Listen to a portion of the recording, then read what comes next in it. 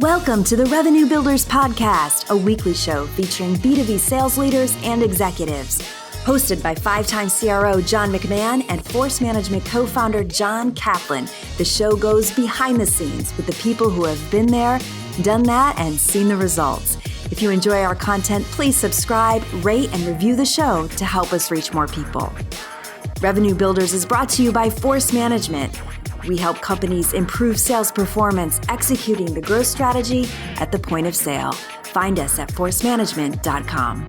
Enjoy today's episode. Hey, Devdutt, how are you today? Hey, John, long time no see. Yeah, long time. Where are you today? I'm in New York, in the city. All right. Happy. Just came back from a long walk in the park with my wife. Nice. Relaxed. Yeah. Perfect. Nice weather up there right now too, right? It's like unseasonably warm. Yeah.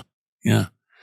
Hey, Devdutt, so you've spent in your career 9 years as a salesperson and a sales VP, 9 years as a CEO of a software company, and then 15 years as a venture capitalist. So I think we got a lot to talk about here. But let's start with, because you were in sales and there's a lot of salespeople in this audience, do you think your time in sales actually helped you as a CEO? Absolutely. So let me, I was a accidental salesperson. I joined Infosys, which was at that time a startup, as kind of one of the software people. We are very, very small and very quickly we decided that we need to kind of build our own sales presence. And I put up my hand and I said, I've done commercial before. Let me build the organization. And we were inventing a new scheme or a new model for software development. At that time, India was not known for software development. The IT industry was new. And right. I decided to kind of take on the role of sales. And, we didn't all have all your sophistication of quota capacity models and sales, none of that stuff. So we built a model actually that worked for us. I recruited a bunch of salespeople who were like me, who were kind of slightly technical. I called them they were MBAs, engineer MBAs, who could sell a big vision. And because we were trying to sell India as a software development powerhouse, at that time nobody knew who we were, and that kind of worked. And so we didn't have a quota capacity. That we were building we were just trying to sell the concept. And we went on to build a monster company. Today, the market cap is close to $80 billion, 200,000 plus employees. Yeah. Sales and marketing still running at under 5, 6, 7% of the revenue. So, we completely redefined how you do sales from that perspective. But I think that career kind of launched me into building my own company and then eventually becoming a VC. And that thread of a salesperson has remained with me for my entire life now. So did you actually start as a software developer and then you put your hand up and said, I want to be in sales? Yeah. That's really different because there's not many software developers that I met, at least these days, that actually want to go into sales. They actually want to hide from most salespeople. I think my life before Infosys was also interesting. I had joined a place as a software developer. It was an automotive startup. We were manufacturing braking systems for cars, hydraulic braking systems. And given your experience at PTC, you'll know this stuff. We were building wheel cylinders and brake pads and a bunch of that stuff for Bosch, which was a German company. We didn't use Pro E that time. That time it was maybe drafting machines. But I had a CEO who a lifelong mentor of mine called Peter Baptista, who I was 23 years old. He picked me up and said, stop doing this IT stuff. Help me build the company. And he gave me a variety of roles, sales, marketing, business development, a bunch of stuff, and kind of trained me up. So I was actually trained by him to do a variety of things outside of tech. So when I joined Infosys, I was raring to go. I was ready to kind of take on something that was different than tech. Maybe I was not a good developer. That was part of the reason. So then you were in sales and actually became a sales VP at Infosys. And then you decided to, start your own company. You became the CEO. Tell us a little bit about how maybe your time, those 9 years in sales actually helped you as a CEO. You're to be selling all the time. Always be selling. So as a CEO, you're selling to get early customers. You're at the tip of the arrow. You are selling to get raised capital. You have to be selling your product, and you're selling to hire employees who don't want to join startups. You want to hire high quality people who don't want to join startups. And I think that kind of stayed with me about, sales is actually integral to being a good CEO. I had a very interesting kind of a conversation with one of my mentors when I was about to start Yantra. And, I was full of myself. We had built Infosys. It was kind of, we had redefined India from a tech perspective. And I was brimming with confidence. I was 34 years old, 34, 35, ready to go. And I met a professor, a mentor of mine, who said, and I asked him, the art of company building. And he said, building a company is like an arrow. You as a CEO, you're at the tip of the arrow, and you are the sharpest person in the room. You're pulling people along. You got a team. They are kind of helping you build. But your job is to go get the early customers. Your job is to get the early financing. Your job is to build a team around you. So you're at the tip of the arrow. You have to be very, very sharp. Otherwise, you're not going to be able to kind of get any lift off. He said, there will be a point in time when it's not going to be about yourself. You know how to hit the target. Your job then becomes to get to the center of the arrowhead. And you're hiring people who are much, much better than you in a variety of functions. And your job has to be, and there's so much energy in that arrowhead that it wants to go in different directions because they're all very smart people. And all you do is try to keep that shape of that arrowhead. Your 100% of your energy is just going to not being at the tip of the arrow, but being kind of managing to keep that velocity going while keeping that arrowhead, the shape of the arrowhead, because very sharp, the people better than you, and they want to go in different directions. So your job is to just become that. And once you get momentum with that, then you go to the back of the arrow, because at that point of time, all you're doing is giving direction. Right. This is you built PTC sales. What is different, Lorraine? Your early job as a rep when you was to work with Dick Harrison to when you became EVP of worldwide sales. You went through the same process of arrow building. Right.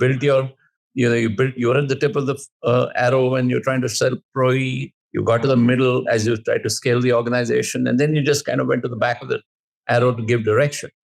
And that parable is, I think, was important to me as I built the company. And it was exactly the same way I built the sales organization. You have to bring in people who are better than you. You have to bring in people and trust them. The model has to be built, as you said. I remember you telling me this once. The entire model is built on RDs, right? You just have to make sure that you build the best RDs, and everything else happens properly. Right. So I think in building a company, you have to bring the right people and the right executive team in place. Once you bring that in place, then things get easier. Now, when you were selling, you said you had to sell the first early customers, you had to sell early financing, you had to do recruiting. A lot of that is selling. I mean, you have to really sell to get your first customers. You have to really sell the VCs to get your early financing. Yeah. It's all selling. That's right. I think, and I was in enterprise software. So one thing that you realize in enterprise software is that you're not selling feature functions. Very early, you have to sell the whole product. You're selling features, you're selling quality, you're selling performance, you're selling scalability, you're selling interoperability, stuff that is important for the enterprise.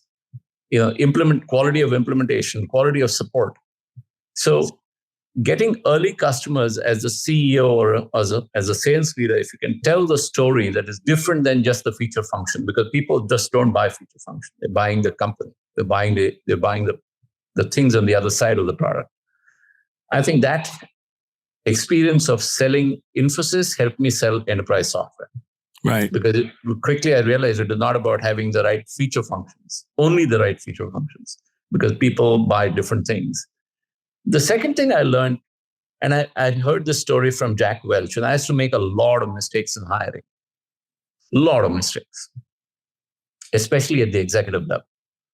And when one of these VC events early in my career as a kind of a VC, as a CEO, I'd gone down to Florida, one of these boondoggles that VC set up, and I was a young CEO.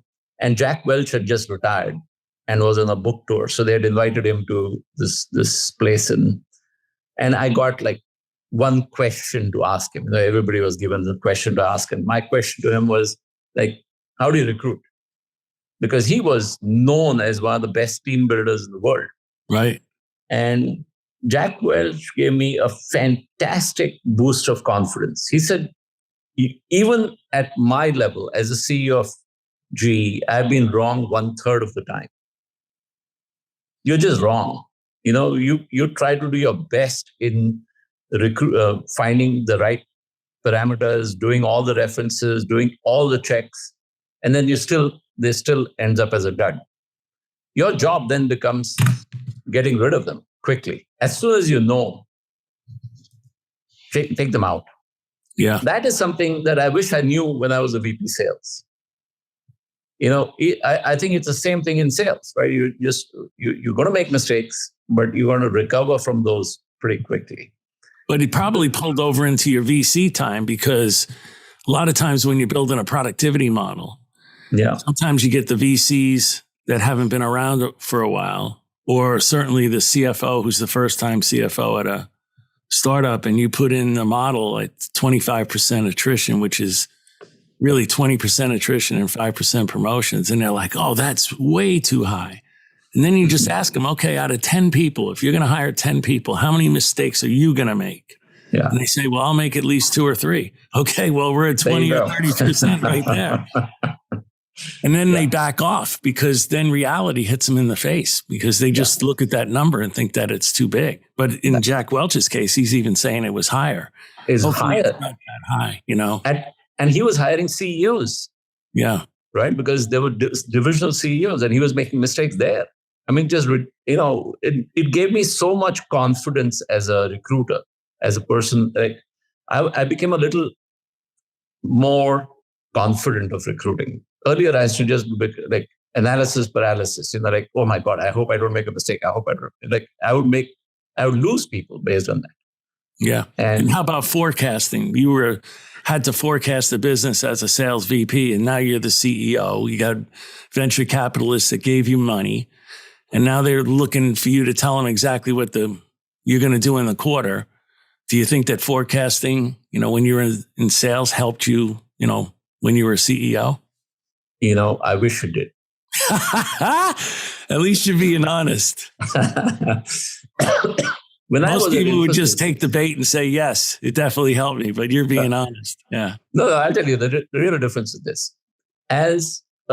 When I was building Infosys sales, I never missed a quarter in my life. As a public company VP sales, I had 16 quarters of beating and exceeding numbers, because it was a services subscription business. Right. Then I started selling enterprise software, big deals. And you were selling perpetual software back then. Perpetual software, yeah. Like, oh my God, this is, and at scale, when you're like $1 billion in revenue, the variability is not too much. But when you're doing 20 million in revenue, the $3 million deal slippage hurts like crazy. Yes. So part of the reason we never went public was because I couldn't fix that model. I couldn't get to scale. It was just painful. I wish we had moved to SaaS in 2001 when I was, when we had the opportunity. Yeah, that's what I think a lot of people that are younger in the audience don't understand. When you were selling perpetual software, if you were doing $30 million in the current year, when you started the new year, you were zero. You're zero. Now yeah, you had to do 60 if you wanted to double. You were zero because there was no subscription. That's right. There was no base. The base was gone.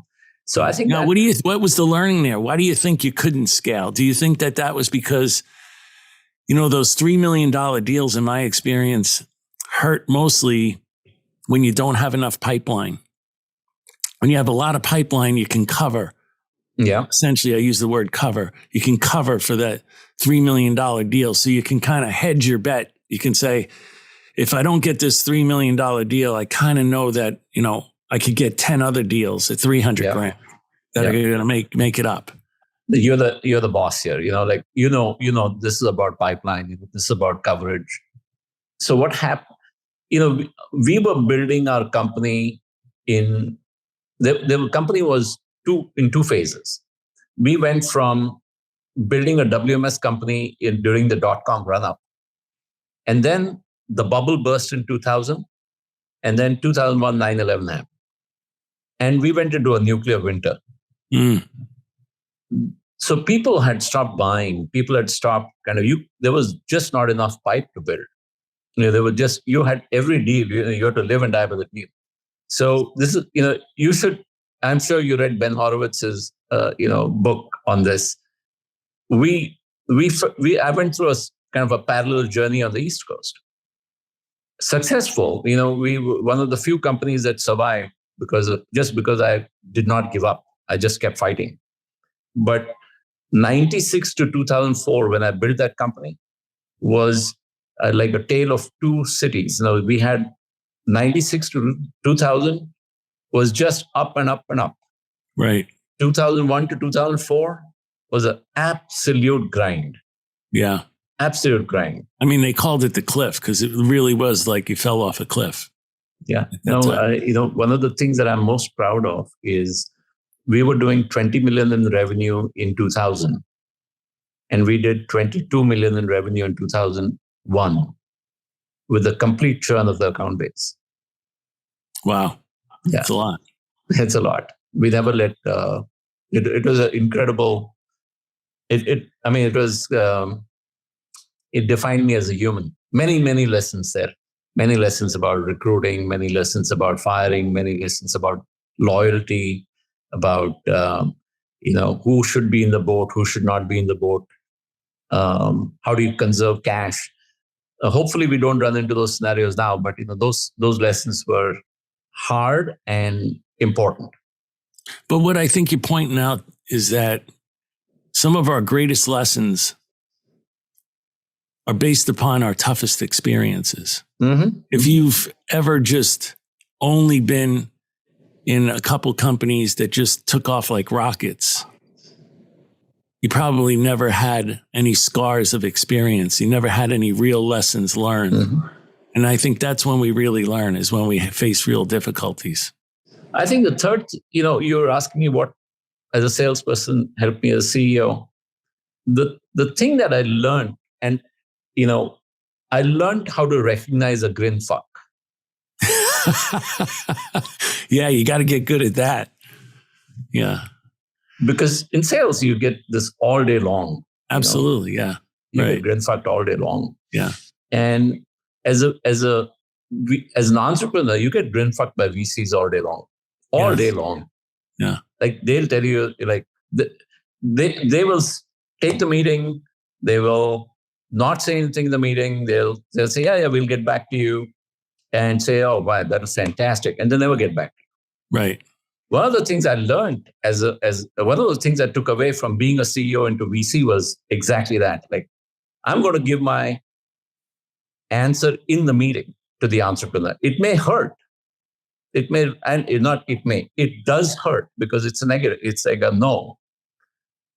But I think it's, I suffered through 40, 50 meetings where they were all yeses. I mean, they were all grin fucks. No, nothing at the end of it.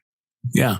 Well, that's what every good salesperson starts to understand. I'd rather hear the no early. I'd rather hear the objections early so I can decide whether or not I want to spend time at this account or I want to move on. That's right.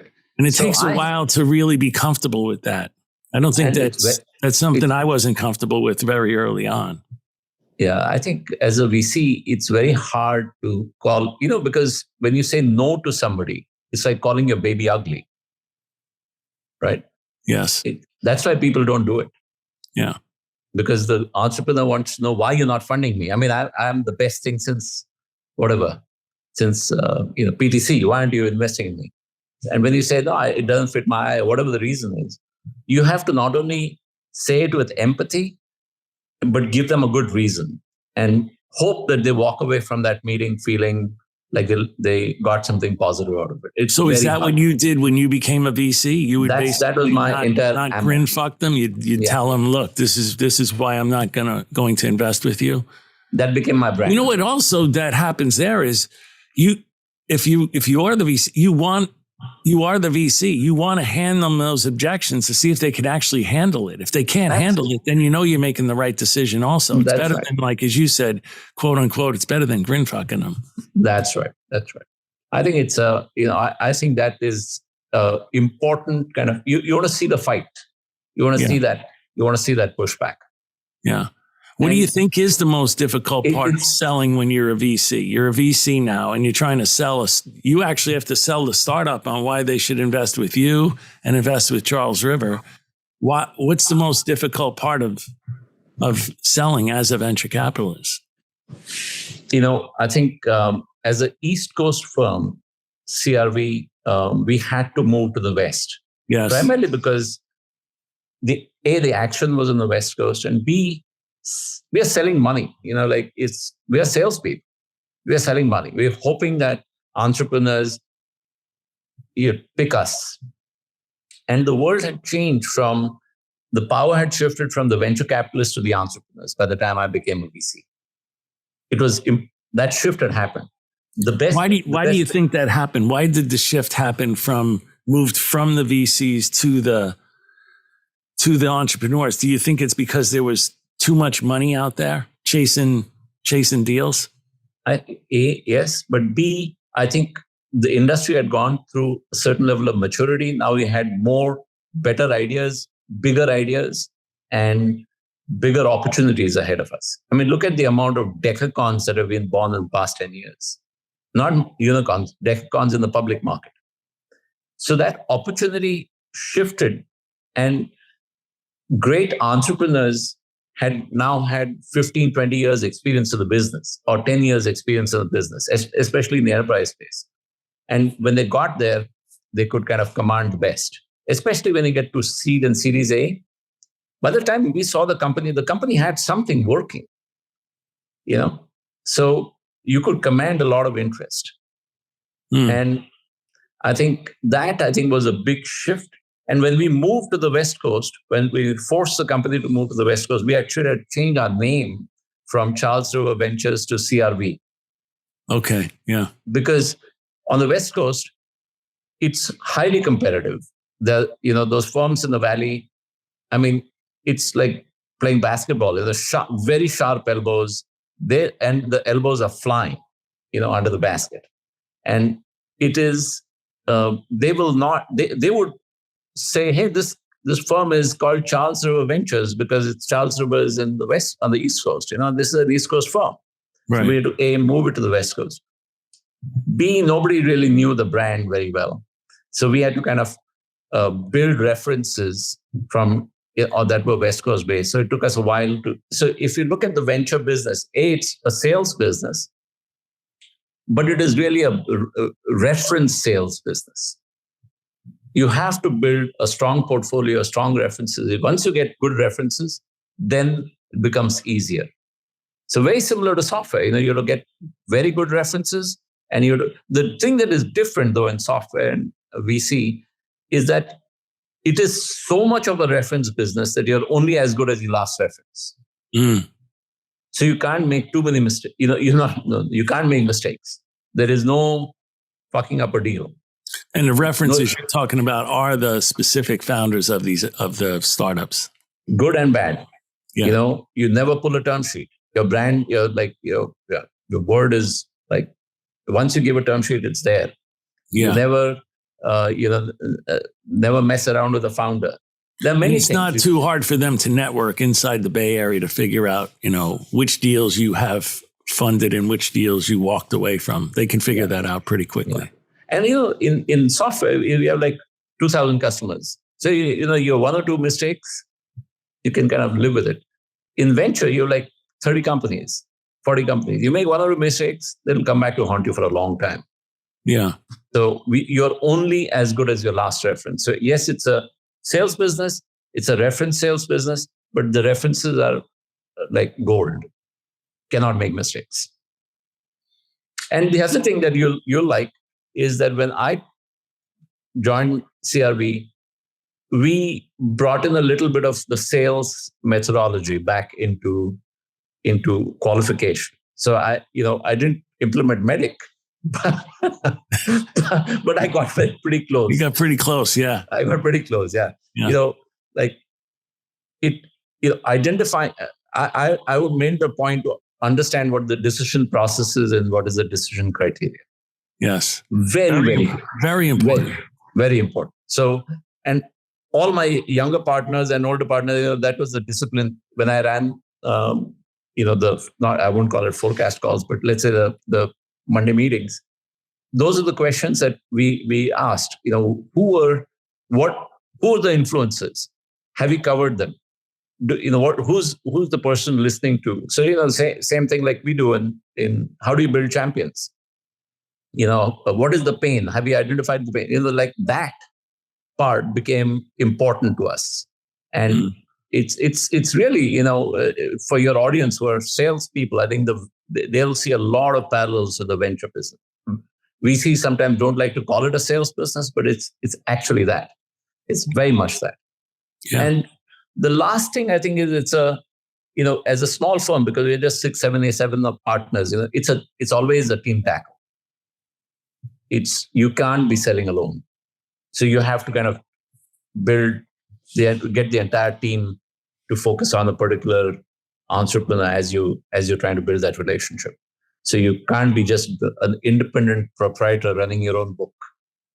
You have to bring. Which actually, I think that some VC firms do that, where there's just the partners basically running their own book, and you don't really see much of a team. I think, look, it's a cottage industry. It's not a big industry. It's a cottage. Like every firm runs it differently. CRV, it's all about team. It's a team tackle. Good. We feel like we win better as a team. We show better as a team. We work better as a team. And so we have always, that's become part of our ethos. We sell as a team. We work with our customers as a team. The entrepreneur can pick up the phone, call anyone, anytime. Now, when you were selling to a startup as a VC, would your prior sales experience and prior CEO experience resonate with the founders and the executive team? Absolutely, it did. I think there's a interview by Vinod Khosla on LinkedIn I saw a couple of days ago. He talked about the importance of having built successful companies and why only those people have the right to say anything at board meetings. I don't know whether I completely agree with that, but I think it helped me. My experience at Infosys as sales, my experience at Yantra as a CEO, definitely allowed me to. I'll tell you where it really shone for me. I had more empathy for the founder. I worked hard my entire brand was built on one thing, which is I wait for my phone to ring when the shit hits the fan. Mm. Well, along those lines, I mean, if you saw them making mistakes, was it easier to coach them or harder to coach them because of your CEO and sales experience? Or would you just do you wait until, like you say, the shit hits the fan? No, I think so there are two different things here. The first is your job as a board member is to be a grandparent, not a parent. The CEO is the parent. It's her company. Right. I'm a grandparent now. My daughter will cut my head off if I try to act, tell her how to raise a family. Yeah, how to be the parent, right? Yeah, I've been a parent before, but I know. So you have to pick your spots. You have to be you have to kind of give advice when they ask. You can't be just sitting there spouting advice. Yeah. You have to earn the right for them to come to you, because they'll come to you first in the beginning. Yes. And if you mess up, they'll never come to you again. Yeah. So so the reason I said that I want my phone to ring, I'm always on the board with 3 or 4 of the best VCs in the industry. All Midas listed. Everybody in the Valley is very, very good. And when the CEO has trouble, why would they call me over the other 3? I had to focus on that aspect of it, which is, never judge the person. Because the person, when they call you, they've already tried 15 things and they have not worked. Okay, they are smarter than you are. That's why you put your money into them.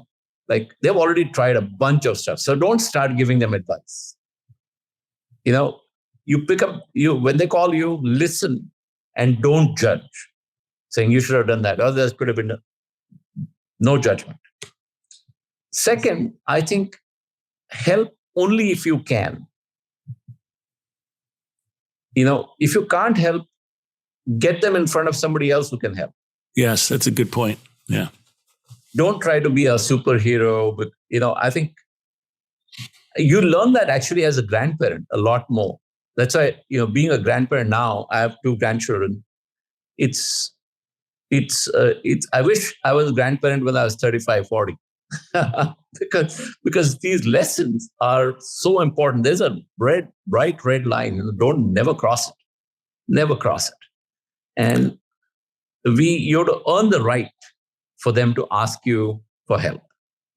They're not just going to show, they're very smart. These entrepreneurs are building multi-billion-dollar companies. They're not going to just show up at your doorstep looking for help. Right. They've already tried 15 things before they come to you. I think you really learned that, even what you were talking about earlier about being in the back of the atom.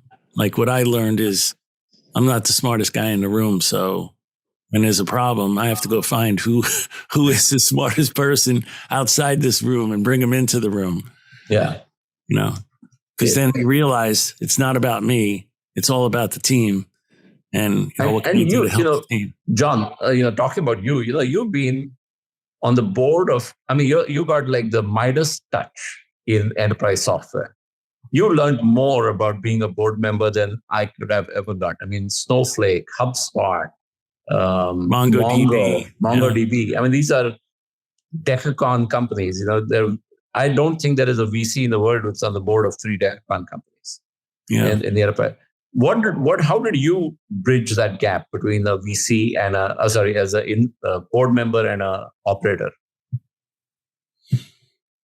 Well, first when I would go in, and if they'd ask me to, take a look at being on the board or an advisor, I really hid my questions around what I call the 3 whys, because I'm not going to run financial analysis like, VCs do. So I just always thought about, what is this going to be like when the salesperson that is trying to sell this product across the table from the customer? That was my vision. So I would ask, I wouldn't ask these specific questions. I'd hide them, but basically it was, tell me why the customer has to buy. Meaning that, and I wanted to hear that there was a real major pain. Mm-hmm. Tell me why they have to buy from you. Meaning, tell me what your secret sauce is to solve those pains. And then why do they have to buy now? Which is really important. And I also wanted to really know from those 3 questions, you can kind of figure out who they sold to in the organization. Were they selling to someone in a cubicle, or were they selling to the executive suite? Like, how big of a problem was this, Mm-hmm. So those were the things that I did. But you're right. In early days of like Snowflake and working with that team and Chris Degnan, as a salesperson, I was just always there to coach him anytime he called. But now, once in a while, if I did see something, because of how many times I've done it myself, if I did see something like he's driving straight towards the dead end or straight into the guardrails, I might mention, hey, you might want to take a look at what's going on over here. And we could talk about it if you want, but I think you need to go take a look. Because I would just try to keep them off the guardrails. You commanded that respect, because of your experience, because of what you've done in your past life. You have to be able to command that respect. As VCs, you cannot demand that respect. So you have to have something more to offer. Well, I think you did. You had your sales experience. You had your CEO experience. That was a lot more. You had scars, plenty of scars of experience, right? And I think you bring all that to the table, and then you have to bring that empathy and that non-judgmental point of view. Otherwise, you have these 10-year relationships with these founders. You don't want to. It's a marriage. You have to be very, very careful in how you deal with these things. The other thing I think you have to be careful about is nothing's cookie cutter in this world. What worked at company A doesn't work at B. What works at B doesn't work at C or A.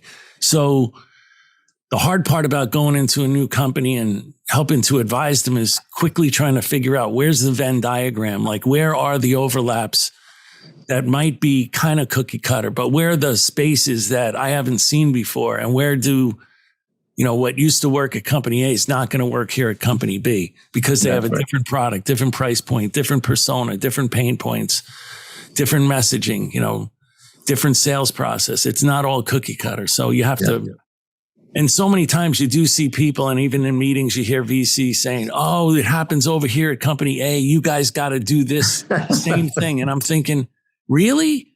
It's a different product. It's a different pain point. They're selling to a different persona at a different price point. It's not the same issues. That's right. Yeah. No, it's not cookie cutter. If it was cookie cutter, this world would be pretty boring. Pattern recognition is tough. You need a lot of patterns to figure out you see a lot of stuff before you can see some basic pattern. And then you need to give advice. You need a lot of clarity. Yes. And that comes with only a lot of experience. So I think that kind of, as a venture capitalist, that part helped me more from a sales management perspective and a CEO perspective of making sure that you may not have all the answers, making sure that, you should have, when somebody calls, don't judge, don't rush to judgment. They're smart people. They've tried this before. They're living in 24/7, 365. You're not. Yeah, that's exactly right. And to your point, they probably tried 3 or 4 things before they called you. And same thing happens with RDs and sales VPs. Exactly the same thing. It's not like they're calling you because the hair's on fire. Sometimes they do, but most of the time they've tried 4 things before they call you. Right. So it's you have to have and the sign of a good leader, I think, in any leadership is empathy and understanding that those people who you recruited may have already tried a bunch of stuff. So don't rush to judgment. Yes. Well, let's talk about now, looking back on your whole career, everything that you've done. Yeah. Talk about a couple things that are ingrained in your DNA now that weren't ingrained in your DNA earlier on, but you've seen it time and time and time again. And you're like, oh, this is something that just is ingrained in my DNA. Like earlier, you talked a little bit about recruiting. Give me some examples of that. I'll give you the best example I can. And I thought about it when this call got set up. When I was in high school and college, and high school and school, things came very easy to me. Very easy. I was good at sports. I was good at studies. I was good at academics. And I graduated high school when I was 14. Wow. And I thought I was the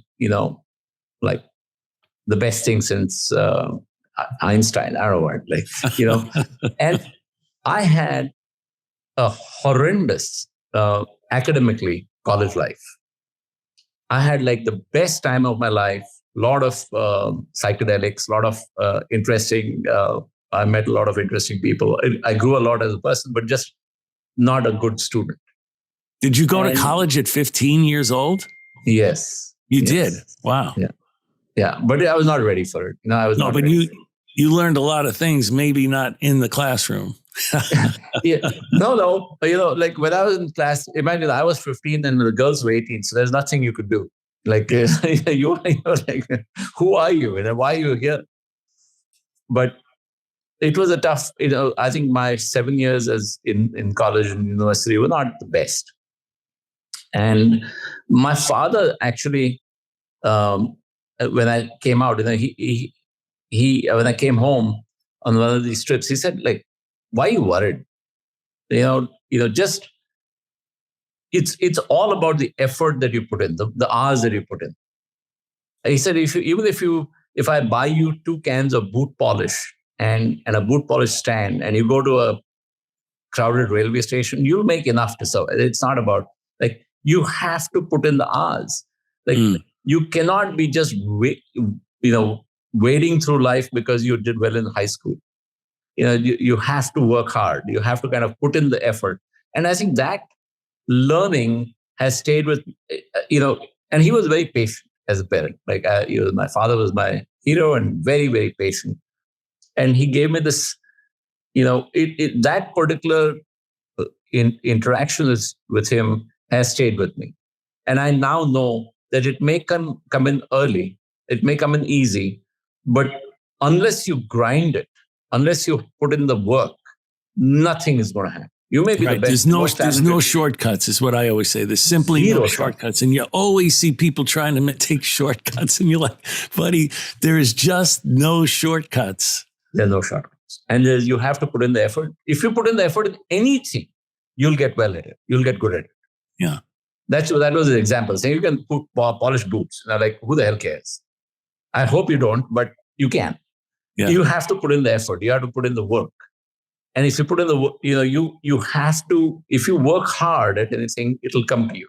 And I think I would say that stayed with me my entire life. Mm-hmm. It is, in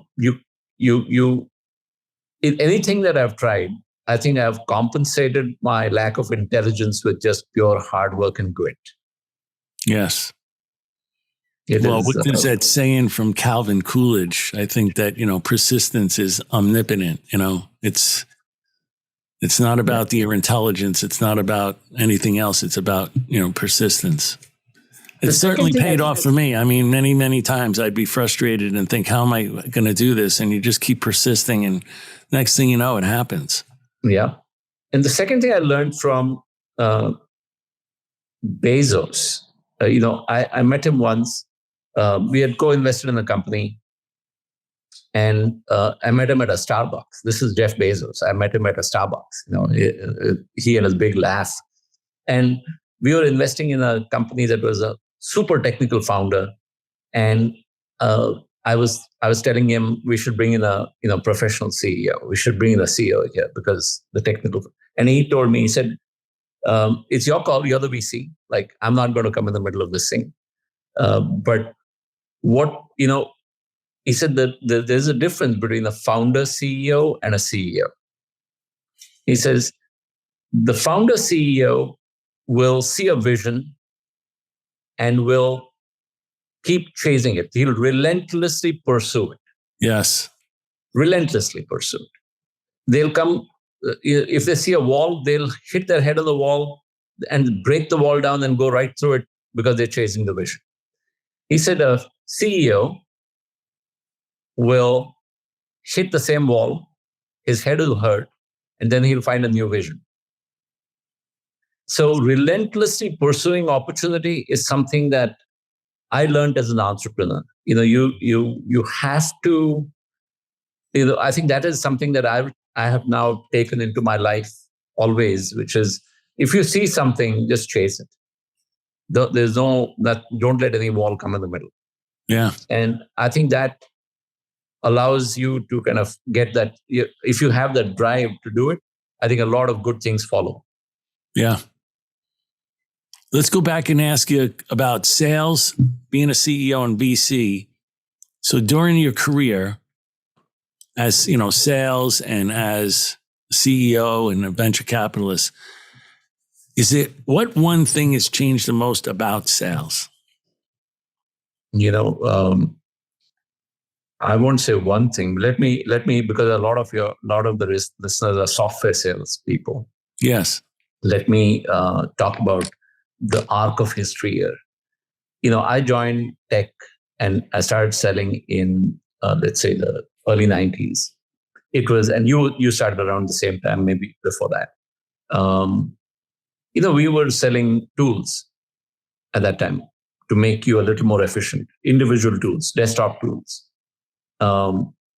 We moved from there to doing vision sales because people are buying enterprise software. People are buying enterprise systems. That became, you were selling mostly to CIOs and IT people. And that, you required an 8-legged sales animal, just expensive sales, yes. sales VP, pre-sales, alliances, all that other stuff. Very expensive models. Now it's become more practitioner-led sales. The practitioner is, whether it's a data officer, whether it's the integration officer, API, whether it is business applications, the practitioner is making the choice. Yes. The IT person is there to make sure that there is no, don't default on anything, but and it integrates well into the rest of the system. But the decision maker has shifted. And that is a basic difference. Where the practitioner-led sales is quite different than the IT-led sales. And the way the practitioner selects is also different. Because look, when I started selling software, the internet didn't exist. People did not know how to hook up printers to their PCs. Okay, they didn't know the difference between a serial and a parallel bus. It was ridiculous. It's true, though. So we could, I could say, look, I'm like half literate about software, and I could go and sell them things because I sounded more intelligent than them. In these days, my daughter is 37. She's these guys, at that age group, they've grown up on the internet. Yes. They've grown up with technology. They're completely comfortable with technology. It's second nature to them. So they are very, very comfortable in making technical decisions, whether it's on the application side or whether it's on the infrastructure side. Whether it's a DevOps engineer making a choice about a tool, whether it is an application developer making a choice about the application testing suite that they're using, or whether it is a data engineer making a choice on the database things that they're working on. That persona has changed. That, I think, is a monumental shift in the persona and a monumental shift in how does your technology get exposed to the buyer. There's, I think that shift, you saw that at Snowflake and at Mongo, right? Both had a very rapid land model, and then what the salespeople had to focus on the expand and conversion to enterprise deals. Yeah, I think so. The product-led motion or technology-led motion, practitioner-led motion is a big, big change. Yes, huge change. And I think for salespeople, I think it is important for them to join organizations where there is already product market fit. Trying to get product market fit through sales, not happening anymore. So happened in my time, not happening now. So hard. So difficult. So you tend to look at salespeople and say, "Oh my God, they're so successful." Yeah, they're successful. I mean, they were able to take a company from 10 million to 2 billion or 5 billion because they were great salespeople, great process people, great. But the land happened automatically. Land happened through a technology sale. And I think that is a big, I would say, a big shift in our working, even as a VC now, when I'm looking for infrastructure software or developer software, I'm looking for velocity of lands. Yes.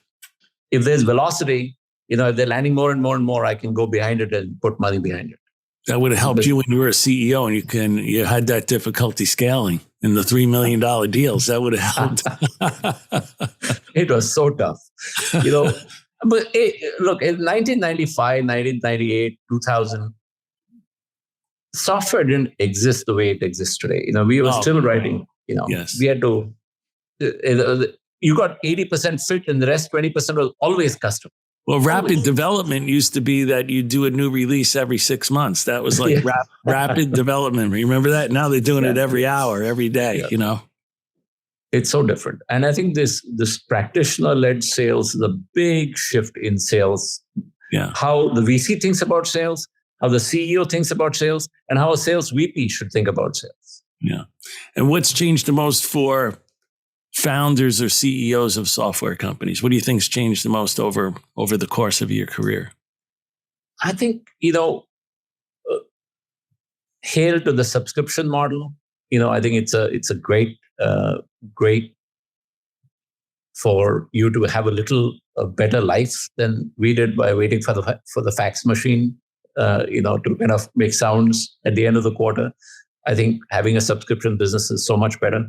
I think there's more. What about consumption of Devdutt? That's changing things a lot too now. Now you actually sold the product and you did a land.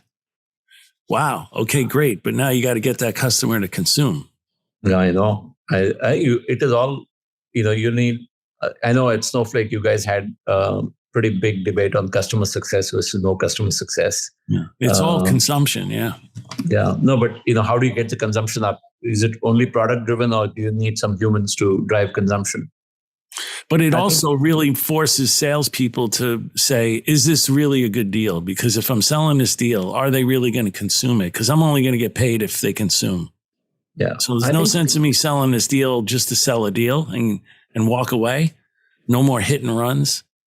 I have to make sure this customer is going to be successful and going to consume not only what I sold them now, but want to come back and buy more so they can consume more. I think that is the difficulty that we face is, where do you apply the right sales resource? Because, we are good salespeople. We can sell 50K, 70K trials bundled as sales. We can do that all day long. Because, we're dealing with large companies with large budgets. So you can but getting consumption going and then focusing on expansion and building a real relationship, taking a trial, converting it to a pro license, taking a pro license, converting it to the enterprise license, taking an enterprise license, converting it into an EDP program, walking that journey with the customer is, I think, where real good salespeople are going to end up spending their time. Yeah. Because you can. It's also, I think, where real good companies start to focus. They actually sit there and think step by step at a real granular level. What does this customer journey what is it going to look like? And where in that process am I falling down as a company? And where do I put my resources, right? Because you want your best resources actually focused on taking a pro license and moving it to a strategic relationship. Because that's when emotional intelligence is needed. You need the ability to kind of convince a bunch of people to standardize on this platform. Yes. I think is where majority of the focus will go, and the best salespeople will hang there. I think this hero trying to do $1 million land, I think is painful, and I think that'll wash. There'll be a lot of bodies there. I don't think that's where the money. I know that's, given my background as a salesperson, I'm sure we like those hero sales, but I think the money is going to be on this side. Yeah, I agree. Hey, and what do you think's changed the most about the VC world in the last 15, 20 years? It's been significant. So I think the things that have changed are we no longer think of $100 million revenue companies as successes. We used to think about 100 million as a big magic number. Oh my God, we could take this thing public. Now it has to be 300 to 500 million in revenue, growing 50% a year for it to have any kind of velocity in the markets. To get the market cap that you want. because they're consuming a lot of capital anyway to get there. Yes, enormous amounts. So I think it's going to be, I think that is a big shift. We used to think of $100 million revenue as success. Now I think it's $300 million revenue success. So I think that's a big shift. It is happening it takes longer to get there. It takes more effort. And now in the past 2 years, since November 21, I think, sales efficiency is becoming, or productivity is again become a focus area. Right? Yes, for sure. Yeah. People have to, everybody's talking about burn ratios, things that should have been talked about when we were building the company are now being discussed because money is no longer free. So right, exactly. Just in the, not in the last couple of years, but prior to that, it was like just grow it at all expenses. Yeah, people were printing money, so it didn't matter. People said, let's throw money at this problem and grow this thing, and we can get efficient later. Right. And now it is, you have to be born, efficiency is becoming part of the DNA very early in companies' life, which is actually good. So the growth rates may not be as high, but they'll be more efficient. I think the third thing that I think will be important, I think this is my prediction, is that we are going to see global competition in software. And exactly like we disrupted when I was at Infosys, and forced Accenture and IBM and KPMG to come to India. Otherwise, either you become Indian centric or you die in the IT services space. We force the American companies to come there. I'm seeing that now emerge in the software space. I'm now seeing companies that can operate at 15, 20, 25% net margin and growing 50, 60% a year because they can operate at the levers are that much better.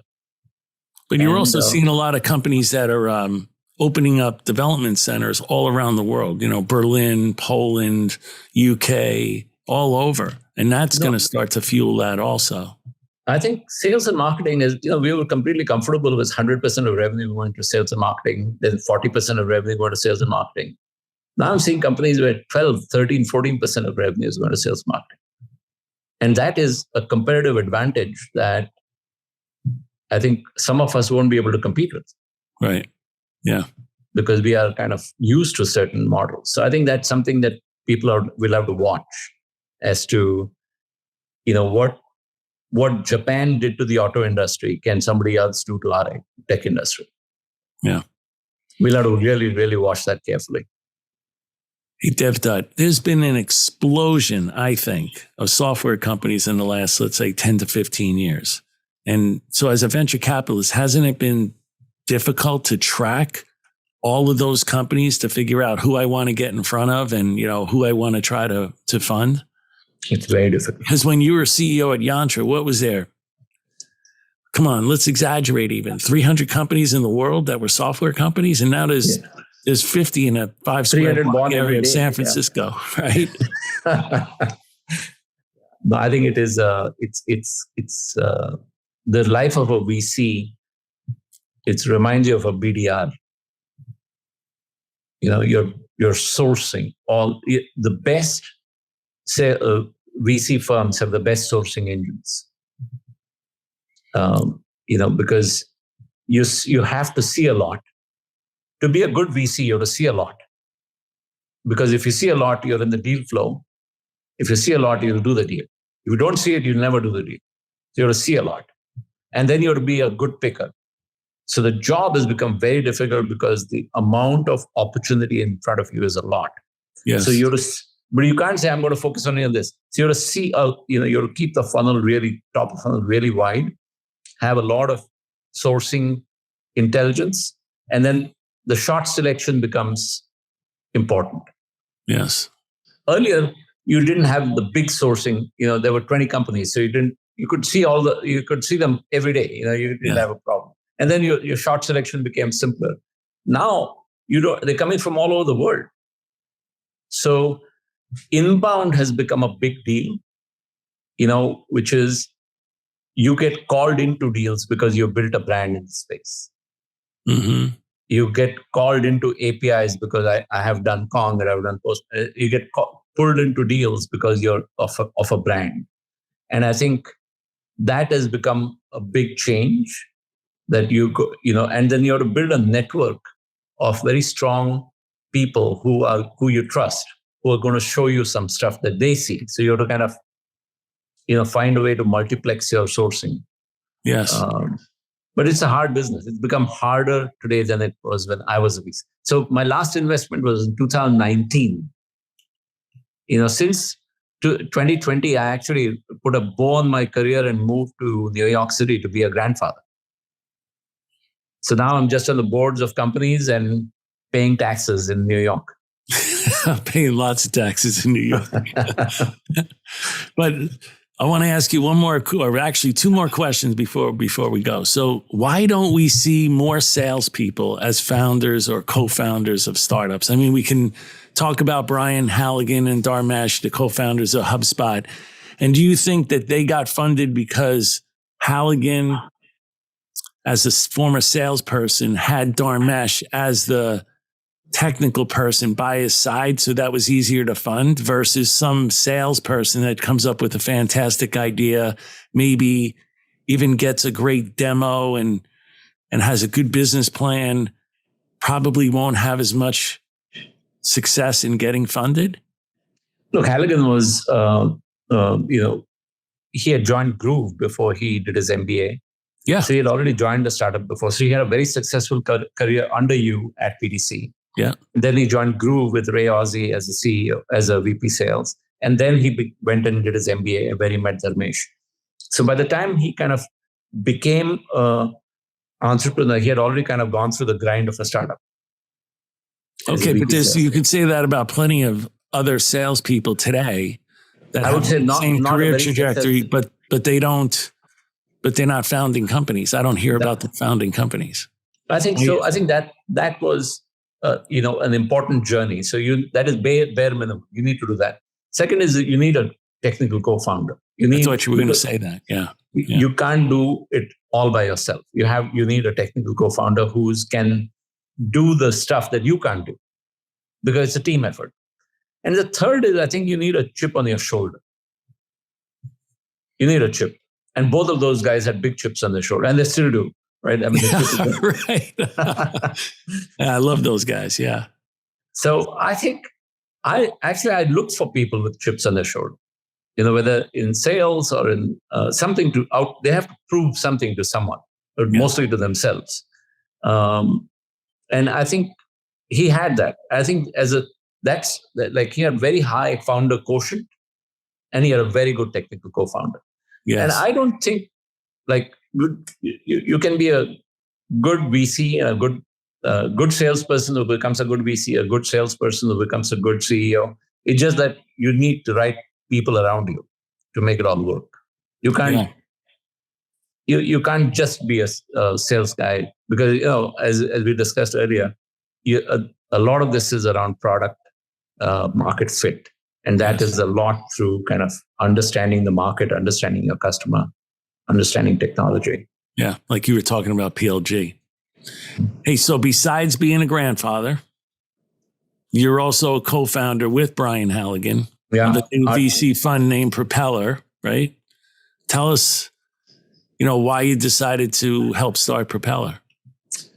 That's the right framing. It is not my idea. It is Brian's idea. So Brian and I both were affiliated with a research institution called Woods Hole Oceanographic Institution. And Brian was, after HubSpot, had spent some time looking for kind of things to spend his time on. And one of the big things he wanted to focus on was addressing climate change. And he found the Woods Hole people very simpatico with him. They wanted to do that. Yeah. Hui and Brian had decided to do something, and he called on me because we had spent some time in Boston together. He knew I was a VC. He knew I had just retired. So he came calling and said, look, help me think through this venture thing. I've not done it before.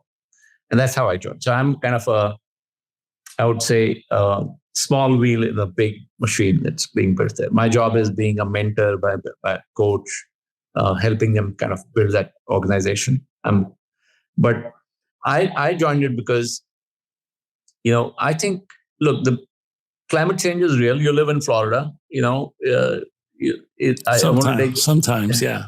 I want to take the politics out of it, but, because we don't know whether it's up, down, whatever, but over a period of time, we are seeing climate events, bigger and bigger climate events coming to us. And I think it's going to become, in the next 50 years, 75 years, the life that my grandchildren lead will be governed a lot by climate. So I'm very glad that the governments all over the world are taking action, because the big rocks are going to be moved only by government. But I feel like what I learned in venture capital is that it's a fantastic instrument to create companies, to create change, because the brutal efficiency of a balance sheet and a P&L is a better lens to look at rather than philanthropy. Philanthropy is kind of give money and who knows what happens with that. I mean, some good comes out of it. But as a VC, when you put money behind an idea that's going towards solving a bigger problem, if it doesn't work, it doesn't work. In this, I like that aspect of venture capital applied to climate science. So I thought, look, I think rather than giving money to philanthropy, why don't we give it to venture capital and then apply this discipline and see whether we can move small rocks, right? Because, whether it is Uber, whether it is, look at Uber, it has done wonders for climate change, because we took so many cars off the road. We took so much of insurance money off the road. We took so many garages off the road, because we tend to now use it's really like public transportation. Yes. So I think companies can solve for making the world more efficient. And I thought VC would be a great way to do it. And I wanted to spend my time being a grandparent and spending a bunch of my time on climate change. So this kind of, it gave me like 25% of my time dedicated to this. I'm enjoying myself. But it's Brian's show. Yeah. I like the way you put that, though, how the cold reality of, you're funding them, but you have the cold reality of the balance sheet versus philanthropy. I like the way you put that. That was really well done. Well, Devdutt, I'm going to let you get back to being a granddad. Thank you so much for doing this. I really appreciate it. Thanks so much, John. Fun catching up. And at some point, when you're up here on the East Coast, let me know. And we should catch up for coffee or a drink or a beer. All right. That too. Right. Thanks, Devdutt. And thanks to everyone for listening to another episode of the Revenue Builders Podcast. Thanks for listening to today's episode. Be sure to check us out at forcemanagement.com.